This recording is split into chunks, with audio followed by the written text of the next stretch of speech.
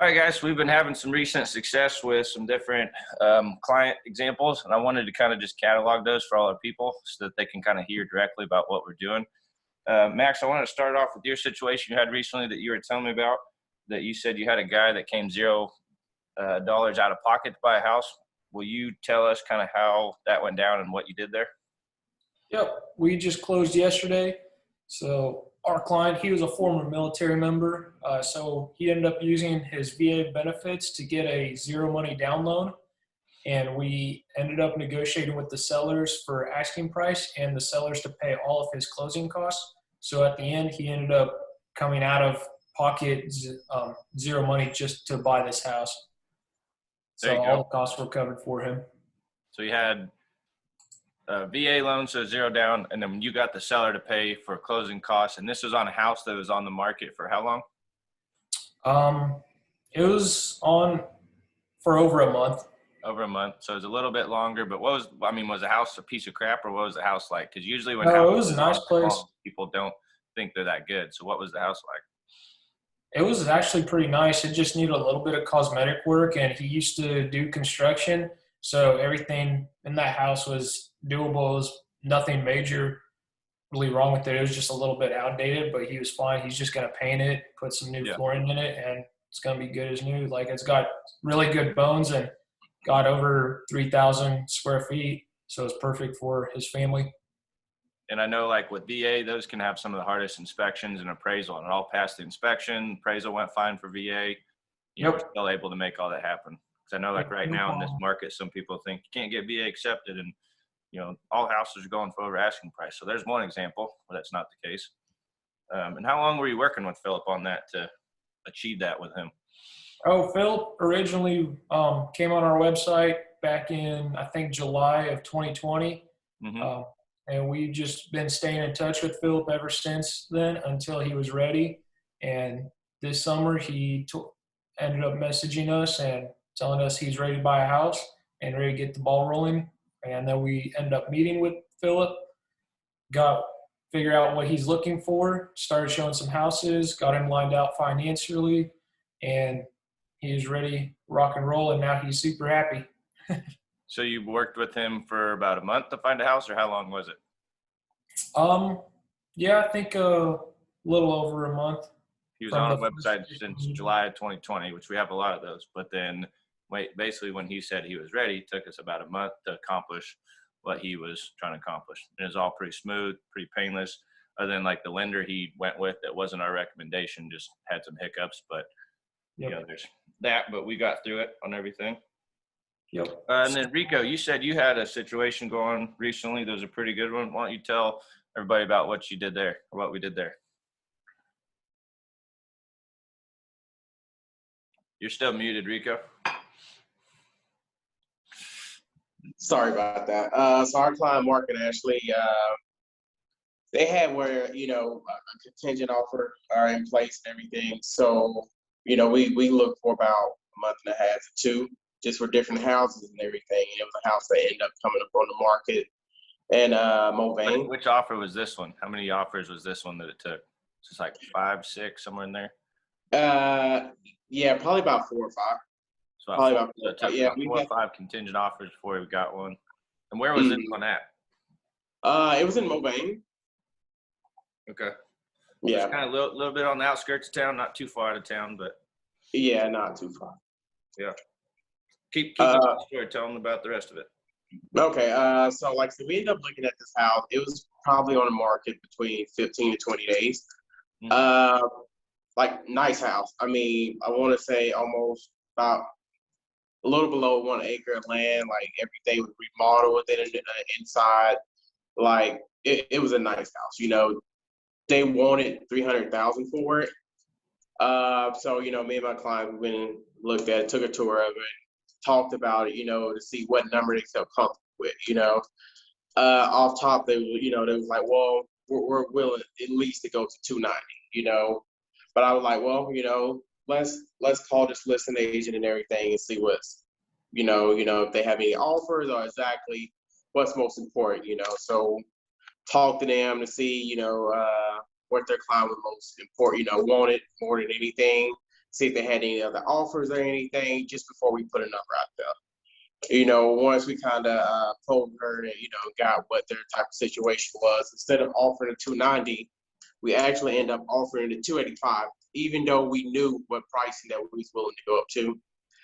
For that instance, so we did back and forth, negotiations going, counter offer here and there, and we end up going up to 290, but we end up getting like a table, chairs, dry and everything left into it. So overall, my clients like very, very, excited with the outcome.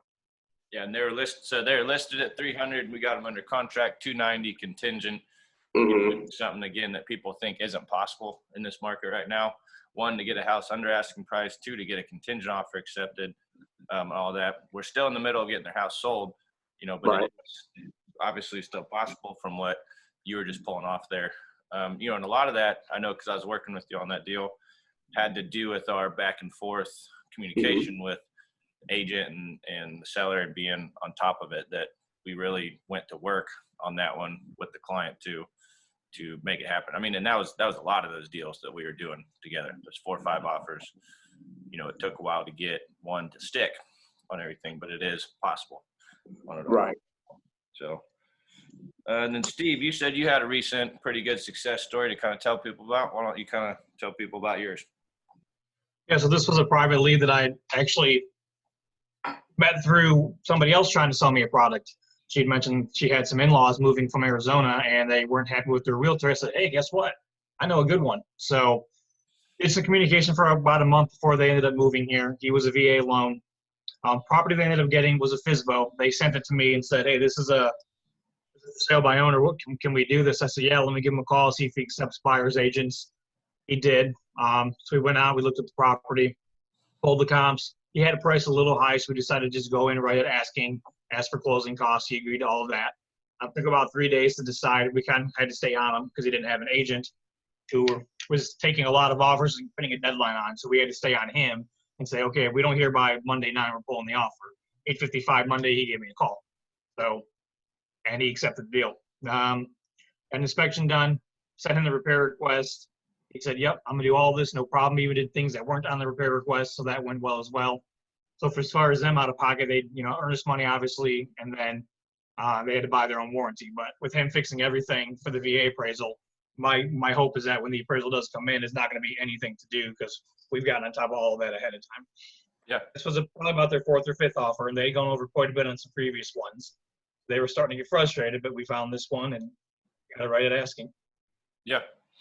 And it sounds like you were open to all options you could to get them a house, even a for sale by owner, even though like you and I both know that basically means we're doing both sides of the deal. So that FSBO is getting a deal because we're working at half the rate because we're representing our buyer, but we both know we basically have to do all the job of a listing agent with the for sale by owner. So I guess that's just one example where we're willing to do whatever it takes to get you the house that works on everything.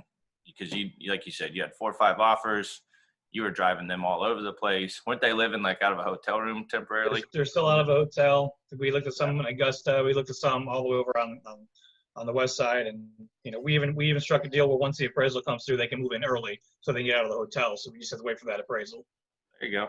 That's just a prime example of how you're doing what it takes to get people in houses, thinking creatively, not just opening the door and emailing over an offer. We're really working these deals to get our people in the best possible situation with what they have going on. Because like these VA offers aren't super easy to get accepted. Same with contingencies. We're not just making it easy money like I think a lot of the market thinks we do. Because we get that phrase all the time from people, right? It's like, oh, real estate's going well. It must be really good time to be a realtor. It's like, it's harder than ever. Like, and this is a perfect example of how much harder it is. Not like you just show up and got my license. Where's my money? So let's go to the next one. Zach, you got a pretty good one as well. Let's hear about your recent success story you had with some clients. Yeah, so we had Kechi and Victor. They were looking to buy, and they had a house to sell. So they were going to be a contingent offer. They were looking in Andover. So we had this house kind of like on our list for a while. We'd seen it listed. They dropped the price a little bit, ended up at 315.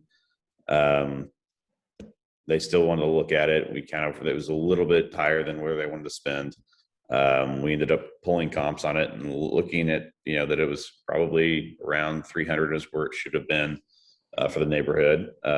So they were open to, offering that lower. And so we ended up offering that lower at 300, under 15,000. And it was a contingent offer on them selling their house.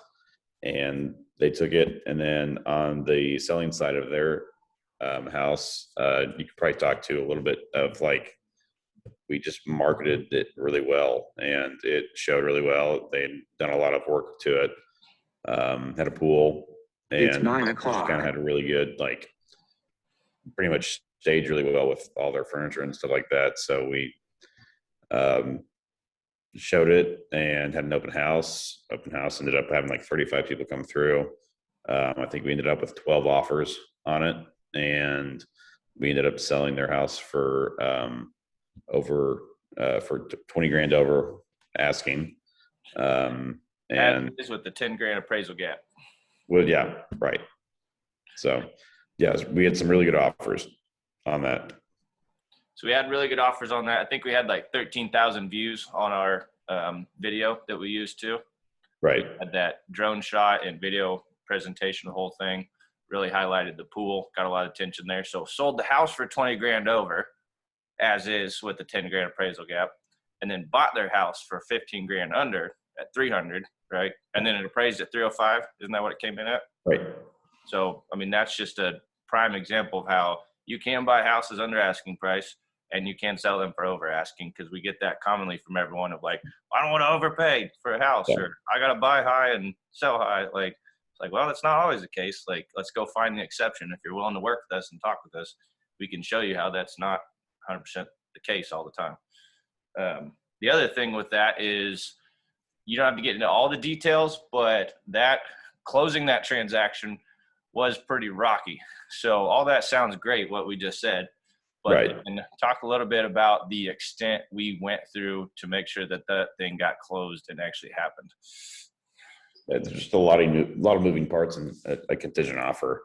And, if, one thing doesn't work, it's a domino effect of everything else. So it's really just kind of dealing with, you're dealing pretty much with three different people moving when it comes down to it. So if one thing doesn't really work out, then everybody else has to either move their stuff around, or you kind of just have to figure it out. So it's really just a weird thing that you have to just kind of sit there and just like figure it out. And we did it pretty well. And we had a buyer who was very unaccommodating and a seller who was trying to basically kill the deal is what was going on. Right. So we had to basically think creatively, pull every string we could to make this thing still happen so that it didn't fall apart and our sellers weren't left homeless.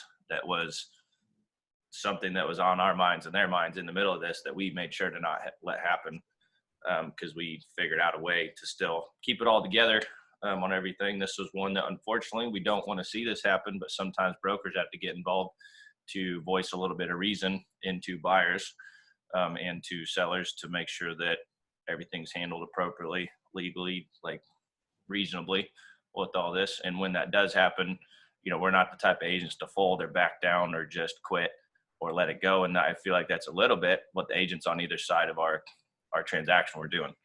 But we stuck in there, we hung out with it. We kept our buyer and seller sane, even though we're up against some pretty strong, I guess, adversity of people just not willing to work with us whatsoever. Yeah. But we still hung in there and we got it done. And that's kind of the stressful side of real estate that not everybody talks about. So that one's a really good example of like all the good stuff that sounds awesome on paper, but let's tell them about some of the bad stuff that went on too, that we still handled in the middle of that equation, that it's not all rainbows and butterflies like some people think it is. Yeah, no, for sure not. And then Max, you and I just have one that we recently got where we beat out 8 other conventional offers and we weren't even necessarily the highest.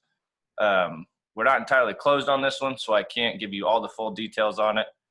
just because there's might be some realtors and some people that get a hold of this that may have a interest in all this. But that's pretty much the gist of what I can tell you on it, is that we beat out 8 other conventional offers. We didn't have the highest price, because sometimes people think that, and we didn't have a cash buyer either, because that's what some people think. And it's because it's not always money that wins in these situations. Some people think just whoever's got the most money wins. Like, not necessarily.